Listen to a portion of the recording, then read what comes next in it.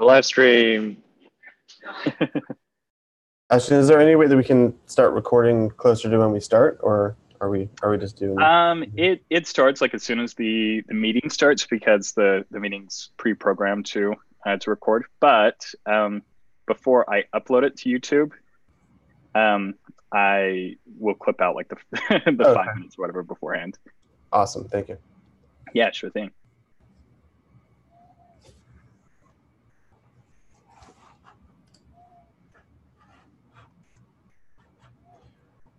I'm all ready to go. Audio sound okay? Mm-hmm. Sound great.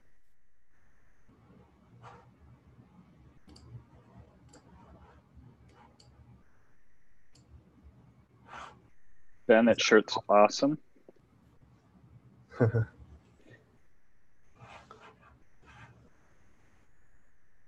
everybody see my slides? Mm-hmm. Great. Yep, looks fine.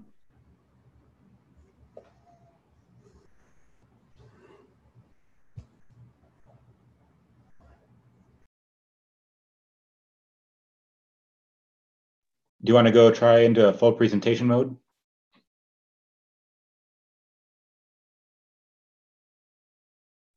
Looks great. Okay. And if people are asking questions in YouTube, we should be looking there.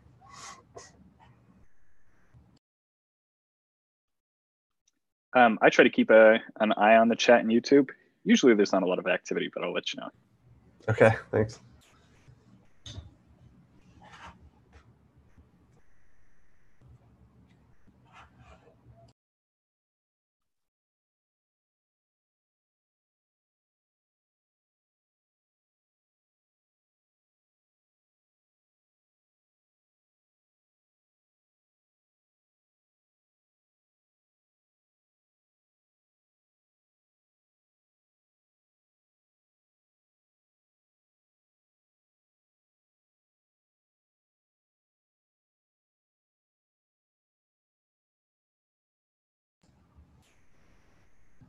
It says my screen sharing is paused.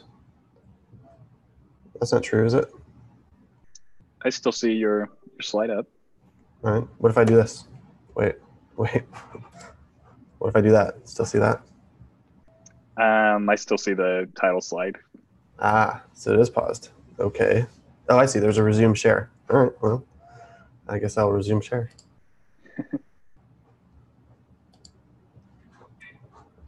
It's not letting me. Why is it not letting me? Maybe can I not do this presentation mode or something? Yeah, I think I can't. I think I just have to do this. Usually I select present mode with window only, and that usually works. All right, I'm just going to leave it. Instead of doing the present mode whole screen. This works too, though. Yeah, I did it just for Firefox. Anyway, I'm just going to leave it like this since we're like a minute away.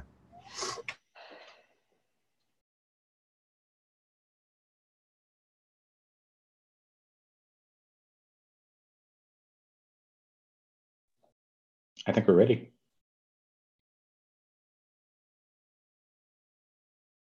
Backend monitor team, and today we are going to hear from a number of people in the monitor group. So today we're going to get the monitor group update from Clement, Fastboot update from me. Then Amelia will talk about the incident management workshop that we had during the Fastboot event. Josh will talk about where incident management is at now and what our plan is moving forward. Ben will talk about the GitLab.com monitoring work that we've been doing, and then we will open it up for questions and conversation. So, getting started. Clement. Cool. I'm not seeing the slides change. I'm not sure if that's just me. Well, let me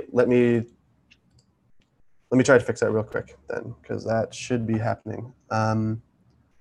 Weird, yeah. Okay, here we go. I think this will do it. Do you see the slide now? Yep, I see it now. Cool. So some of the monitoring updates is that we've hired a lot more new people. So this is super exciting because we're trying to grow our team. So welcome Logan, Sarah, two Sarahs, and Tristan to our team. Here are the beautiful faces of our new team members.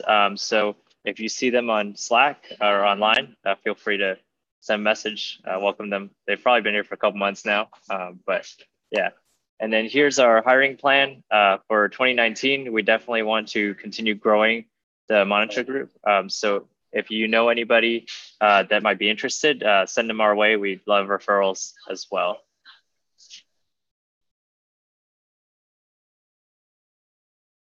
Okay, and so I'm going to talk about the Fastboot event that we held in December. I'm actually going to keep this really brief, but there are links in this slide to the Fastboot issue that was originally opened when this was really just a proposal, or when it was, I guess it was an approved proposal at that point. So we planned it through that issue, and then the second link is the Fastboot results, which are, it's still a bit of a work in progress, but we tried to get a good sense of how it went and how we could measure success and put all that in the results. So please take a look at that when you can. So here are just a few key points. This was a 1-week event in early December. We had all of the front end and back end and UX and PM involved in the monitor group get together in Berlin, and we had a couple days of working on the error tracking feature and doing incident management UX workshop, and then also going out to dinner, spending time together.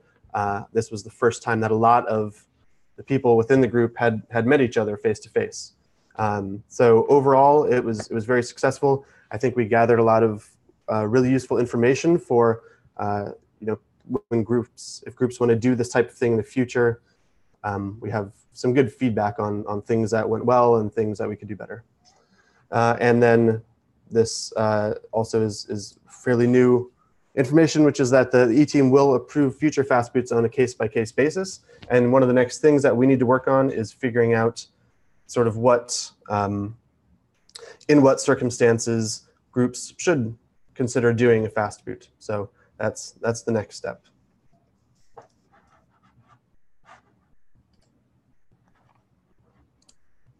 Amelia? All right, so I'm Amelia, and as Seth mentioned, as part of Fastboot, Sarah V and I ran a half-day design facilitation on incident management. And as part of this process, we completed 3 exercises as a group. First, we did a boundary critique of sorts. We defined what incident management is and what it's not, so that we are all as a group on the same page about what was and what wasn't a part of the scope for the day. Secondly, we used the 4 existing ops personas and completed empathy map canvases for them. So that helped us to get a better understanding of how each persona type would respond during an imagined incident. And finally, we took this knowledge of this space and of users' needs and did a feature brainstorm as a group. And we ended the day with a prioritized list of features that we all agreed on. So we know what's most important to the group to build first. And there's a link on the slide to the issue where you can see the full agenda from the facilitation, the empathy map canvas, and there's a bunch of photos too, if you're interested. So passing it on to Josh. Thanks, Billy. On that note, I want to talk a little about what we were thinking of for incident management and just share with the team and hopefully collect some feedback and also just kind of walk through a bit of the thought process here. So essentially what we're trying to do is trying to have various inputs, Prometheus, Sentry, other services, perhaps essentially notifying GitLab of an issue or an alert. And then GitLab can then essentially open something to track it.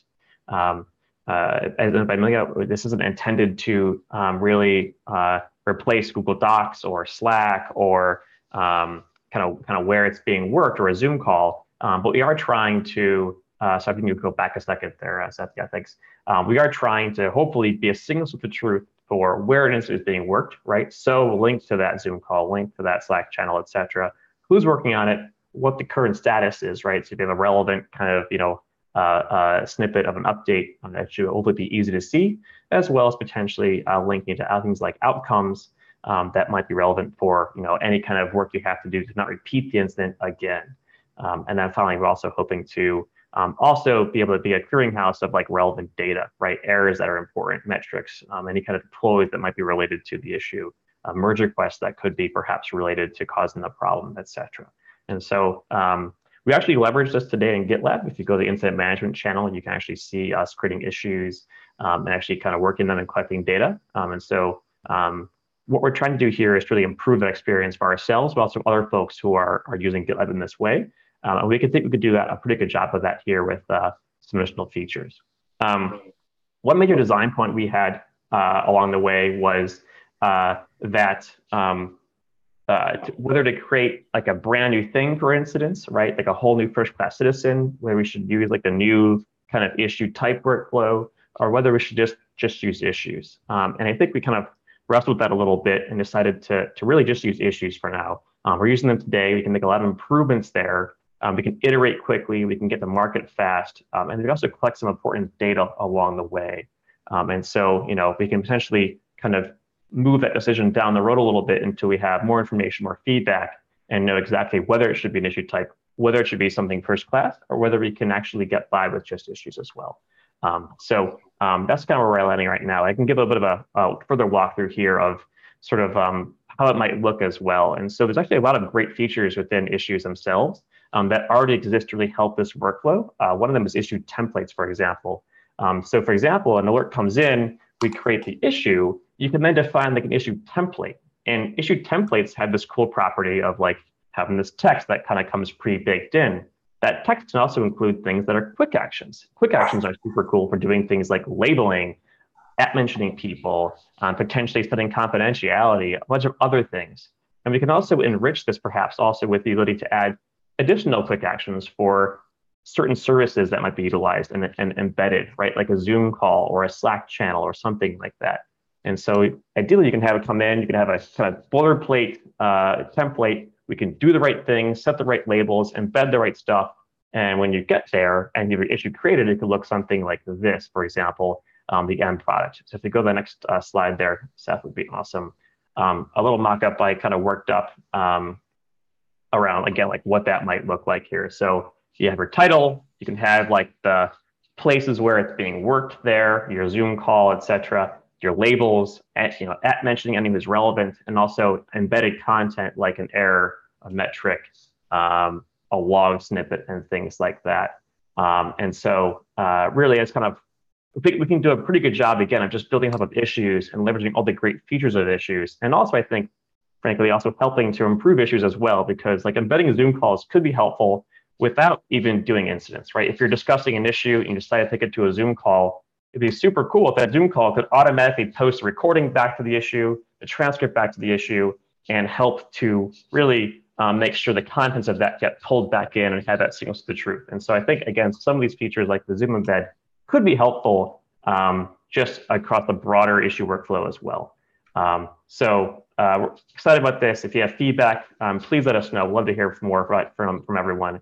And the issue is linked 3 slides up as far as the MVC goes.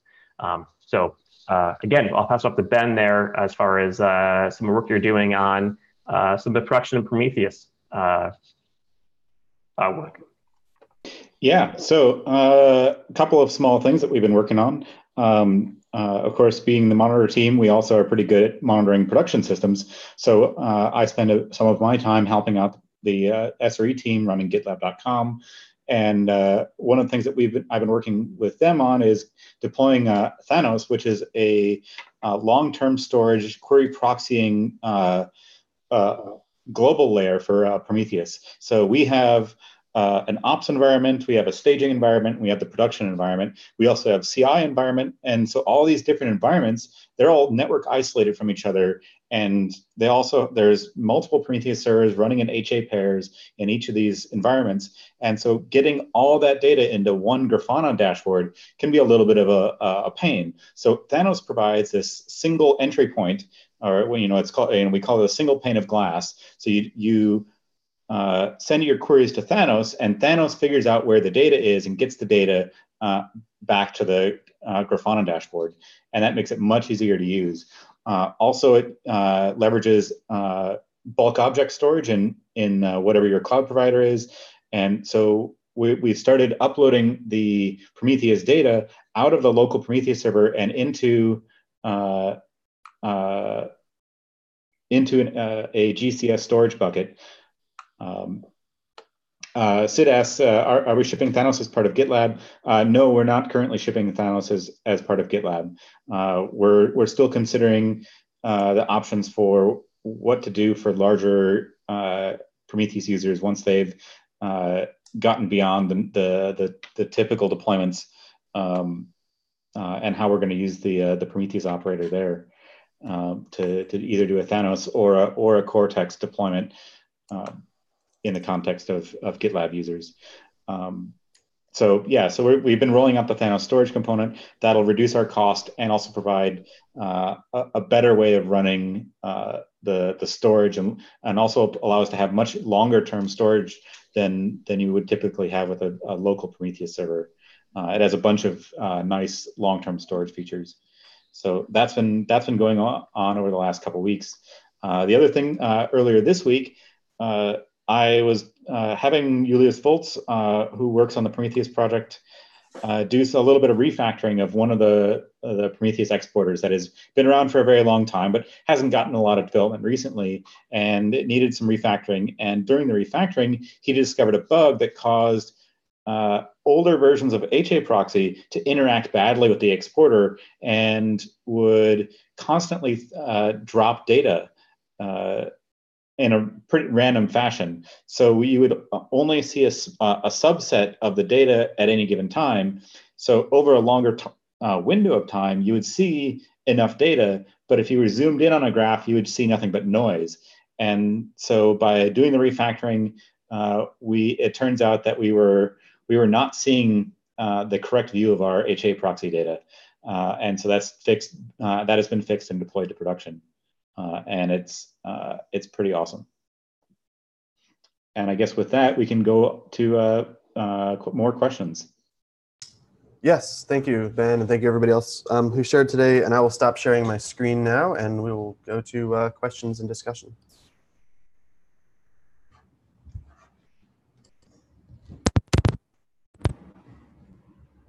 Yeah, so on the subject of Thanos and Cortex,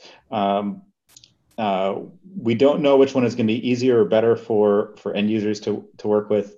I really like the simplicity of the Thanos storing data in an object store. It's just a matter of how we're going to pass that configuration to the Prometheus operator. I believe there is work or already support for operating Thanos with the Prometheus operator, so it should be pretty easy for us to make that work for end users. Yeah, we were also looking at Loki. Well, Loki supports Cortex. Does Loki also support Thanos, or is that no? Loki will store directly to a bucket store. It doesn't need Cortex. It can. So the way they're operating, one of the ways to operating Loki for log storage. So for people who aren't aware, there's a new log shipping product and log indexing product by Grafana Labs called Loki, and it's a Prometheus but for logs. So it's a very simple, works well with the Prometheus data model, allows you to match up your Prometheus metrics with your logs, and it's something we're investigating as a possibility for built-in logs analysis that will come with GitLab monitoring. But it's very new and very alpha. So we're not shipping it yet. Does it need Cortex or not? Because no, it doesn't. It can store directly to a bucket storage. So it ships the data directly to a bucket storage, but I believe it also needs a small amount of database for index. And so maybe we'll either configure something like DynamoDB or Bigtable or whatever the cloud provider provides, or we'll have to ship a small database for it. But it's a very small amount of database compared to, say, like the actual data. Like it just stores it's just a label index. It's thousands of records, not billions of records. Cool.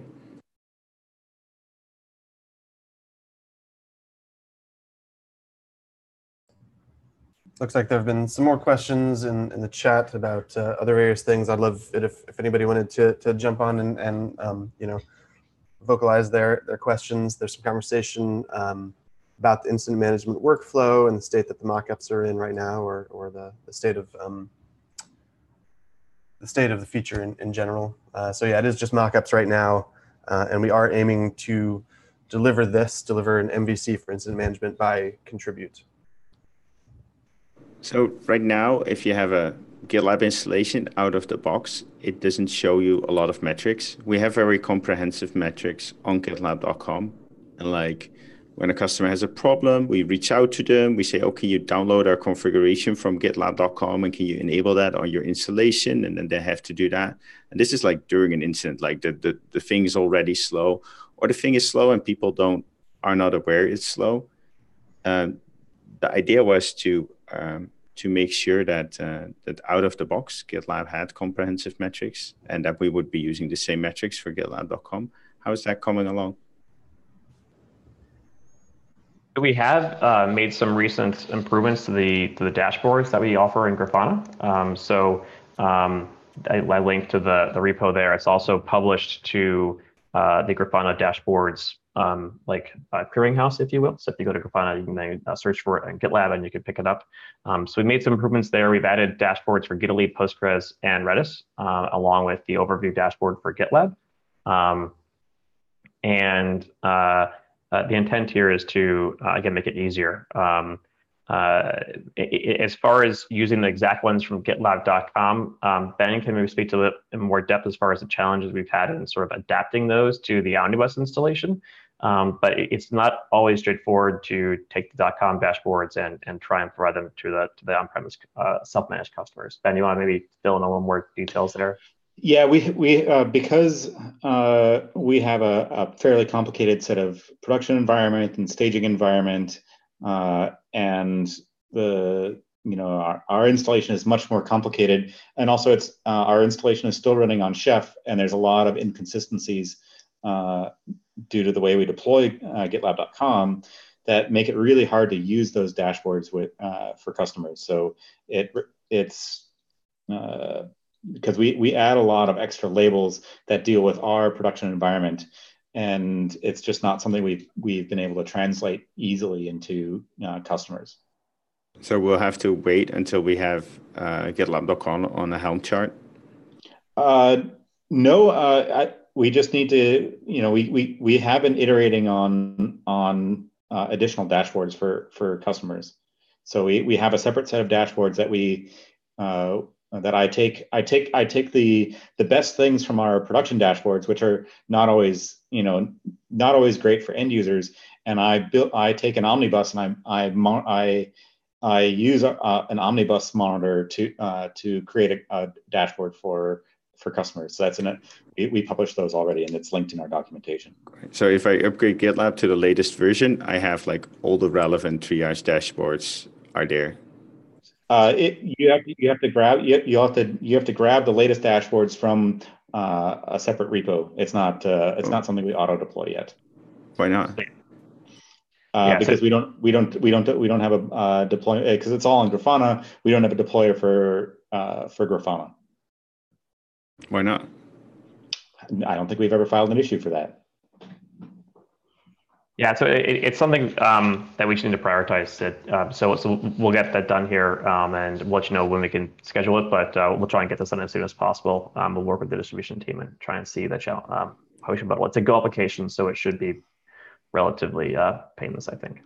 Okay, cool. Yeah, there's been concern that from the distribution that like packaging a Grafana in there is an interesting idea, but it's also quite big, and we're hitting some size limits to how big Omnibus can be. So we need. Yeah, we need to look into that, but at least it should be a conversation, and it should be very, like, maybe make it an option, maybe download it from the internet when you view the page. I don't know. Like, there's more stuff we can do than just say, oh, well, it doesn't work out of the box. I think I think any good product comes with diagnostics. It shouldn't be drive to the garage and hook up and they know what to do. It should show.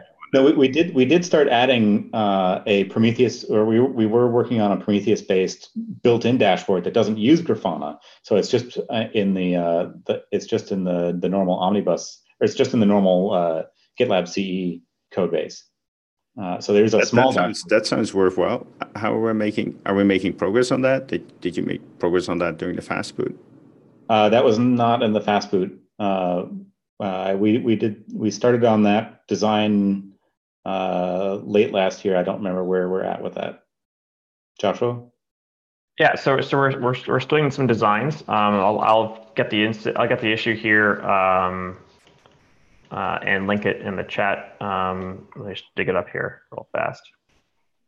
I'm the person that's pushing, like, we should expand our scope, etc. But let's also not forget we should make stuff people want, and what people want is diagnosis and good dashboards in GitLab. So should be very careful that we're not making incident management, what nobody asked for, while we still have most of our installations. Like, they could be, we've lost our biggest account. We've lost them because, well, multiple reasons, but one of the reasons is they under-provisioned their servers and they just didn't know, and they never had monitoring set up. So we lose accounts because of this. We have people that think GitLab is slow because it's just running on an under-provisioned server. And I've already been shipping and starting to work on getting alerts into GitLab so that the Omnibus will alert you. Rather, on the philosophy side, the dashboards are useless. What you want is alerts. So we want and I want to try and get more of this is the Omnibus will scream at the admin saying I'm under provisioned, and just do it through the alerting system instead of doing it through a dashboard. I love that. I think that's a great idea, and I hope that that we can make this a bigger priority, because I think this will help, like, grow GitLab, and I think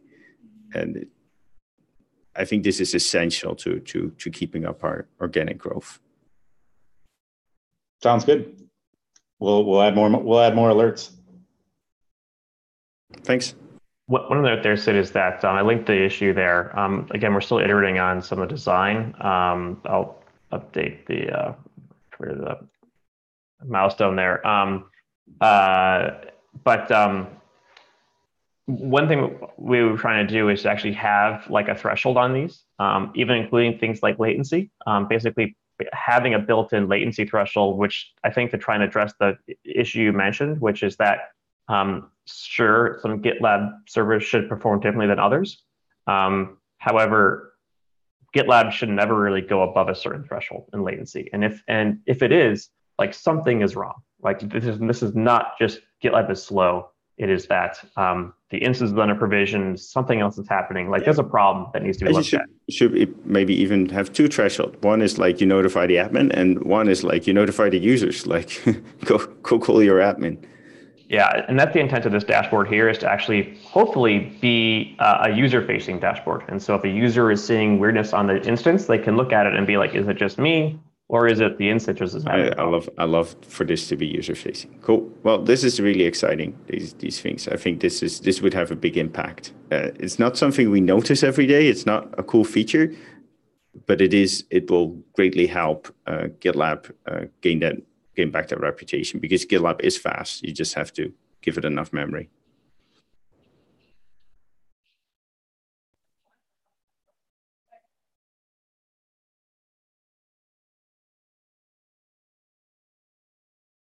All right, well, we are getting close to, or we're basically at time. So I think we're going to end it here. But thank you so much, everybody, for all your questions and participation. And hope you all have a great day. Take care.